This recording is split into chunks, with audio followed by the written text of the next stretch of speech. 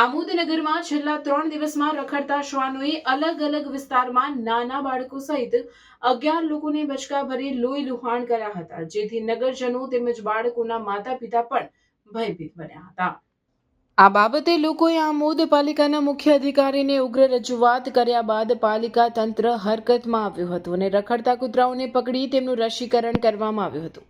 છતાં પણ કેટલાક વિસ્તારોમાં રખડતા કૂતરાઓનો ત્રાસ યથાવત રહેવા પામ્યો છે। ત્યારે આમોદ સામૂહિક આરોગ્ય કેન્દ્ર ખાતેથી મળેલી માહિતી મુજબ છેલ્લા 2.5 મહિનામાં આમોદ નગર સહિત તાલુકામાંથી 180 વ્યક્તિઓને રખડતા કૂતરાઓએ પોતાના તીક્ષ્ણ દાંત વડે હુમલો કરી લોહી લુહાણ કર્યા હોવાની માહિતી મળી છે।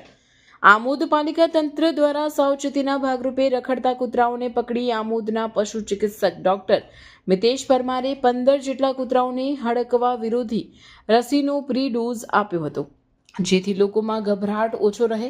ત્યારે હજુ પણ કેટલાક વિસ્તારોમાં કૂતરાઓનો ભય યથાવત રહેવા પામ્યો હોવાનું જાણવા મળ્યું છે। આમોદ નગરપાલિકા દ્વારા જે આમોદ શહેરમાં જે કૂતરા બાઇટનો જે પ્રશ્ન ઊભો થયો છે તે બાબતમાં આપને જણાવવાનું કે આમોદ શહેરમાં કુલ અમે 2 હડકાયા અને ગઈકાલે એક બીજો હડકાયો, એમ કરીને 3 કૂતરા હડકાયા પકડ્યા છે અને બીજા 9 કૂતરાઓને અમે બહાર જંગલમાં છોડેલ છે અને બીજા 15 કૂતરાઓને અમે પશુ ડૉક્ટર સાથે એમને રસીકરણ પ્રી રેબિટ્સની વેક્સિન મૂકેલી છે। મારું નામ ડૉક્ટર મિતેશ કુમાર કનુભાઈ પરમાર છે। હું પશુ ચિકિત્સા અધિકારી પશુ દવાખાના આમોદ ખાતે ફરજ બજાવું છું। હવે તાજેતરની અંદર આમોદ પંથકની અંદર આપણે શ્વાન કરડવાના બનાવો બનેલા છે અને નાના માસૂમ બાળકો તથા મોટી ઉંમરના યુવક યુવતીઓને આપણે શ્વાન કરડવાના બનાવો બનેલા છે। તેની સાવચેતીના પગલાંના ભાગરૂપે આપણે શનિવારના રોજ આમોદ પંથકની અંદર જે શ્વાન રખડતા હોય છે તેમને પકડીને આપણે પ્રી બાઇટ એટલે કે રેબિસ હડકવા વિરોધી રસીનું આપણે આયોજન કરેલું હતું, જેમાં 15 પશુઓ શ્વાનને આપણે હડકવા વિરોધી રસી આપવામાં આવી હતી। आज की बदलती दुनिया में शिक्षा केवल डिग्री नहीं बल्कि भविष्य की तैयारी है। एक ऐसा भविष्य जो संस्कार, तकनीकी ज्ञान और मूल्यों से सुसज्जित हो।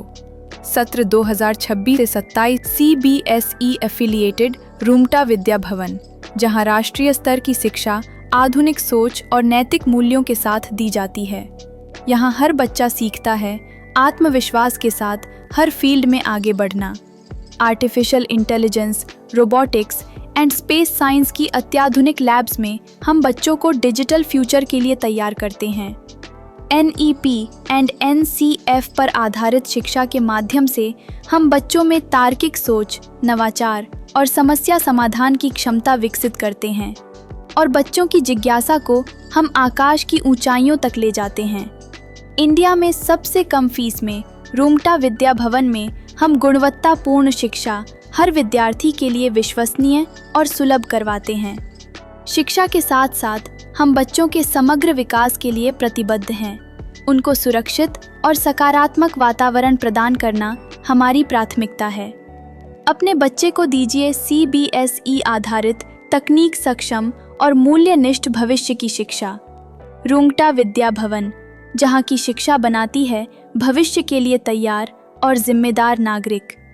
अपने बच्चे के उज्जवल भविष्य की शुरुआत के लिए आज ही रूमटा विद्या भवन में प्रवेश सुनिश्चित करें।